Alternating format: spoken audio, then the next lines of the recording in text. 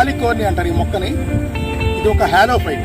హ్యాలోఫైట్ అని ఎందుకంటున్నాం అంటే సముద్ర తీరంలో ఉన్నటువంటి ఉప్పు నీటిలో ఎక్కువగా పెరిగే మొక్కలు.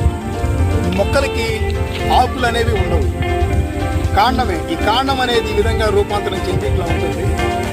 ఈ మొక్కలు ఈ సముద్ర తీర ప్రాంతంలో, బాపట్ల శ్రీలంక సముద్ర తీర ప్రాంతాల్లో ఎక్కువగా ఉన్నాయి. ఈ హ్యాలోఫైట్ మొక్కల్లో ఎక్కువగా పోషకాలు ఉంటాయని చెప్పి వీటిని ఆహారంగా కూడా తీసుకుంటున్నారు ఇతర దేశాలు. అలాగే ఇంకొక ప్రత్యేకత ఏంటంటే ఈ మొక్కల నుంచి బయోడీజిల్ అని దీన్ని కూడా తయారు చేస్తున్నారు. దీని గురించి పూర్తి శాస్త్ర పరిశోధనలు కూడా జరుగుతున్నాయి.